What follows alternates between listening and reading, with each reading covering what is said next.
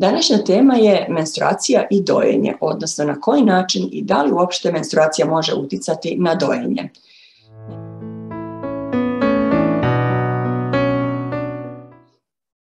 Dobar dan svima i dobrodošli u još jednu popodnevnu kafu s mlekom. Najčešće menstrualni ciklus nema utjecaj na dojenje ili se radi o sasvim blagim problemima poput nešto težeg izlaska mleka iz dojke ili jednostavno bebe koja se ljuti na dojci neposredno pre same pojave krvarenja. Ali šta raditi ako se vraćanje ciklusa poklopi sa značajnim smanjenjem količine mleka i to ne samo jednom, već se ta situacija ponavlja iz mjeseca u mjesec. Ukoliko ste ustanovili da se ovo baš vama dešava, evo jednog rješenja koje se pokazalo kao korisno većini žena koje su imale problem opadanja količine mlijeka u vrijeme ovulacije do momenta kada menstrualno krvarenje krene. U ovom periodu dolazi do opadanja količine kalcijuma u krvi majke, a kod nekih žena se taj pad kalcijuma manifestuje kroz smanjenje količine mlijeka.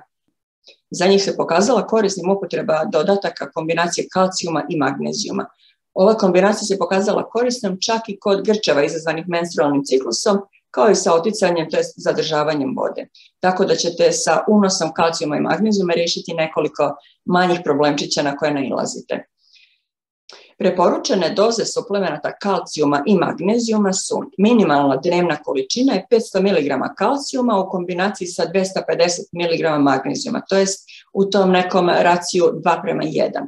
A maksimalna dnevna doza koja se preporučuje je 1500 mg kalcijuma sa 750 mg magnezijuma. Znači vidite i dalje da držimo isti taj racio 2:1 u odnosu na kalcijum, da kalcijuma bude više u odnosu na magnezijum.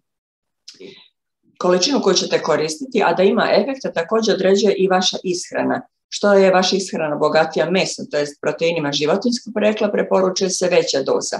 Manje mesnih proizvoda, manje i doza koja će djelovati kako očekujete. Znači, ako ste vegan ili vegetarijanac, slobodno koristite manju preporučenu dozu suplemenata.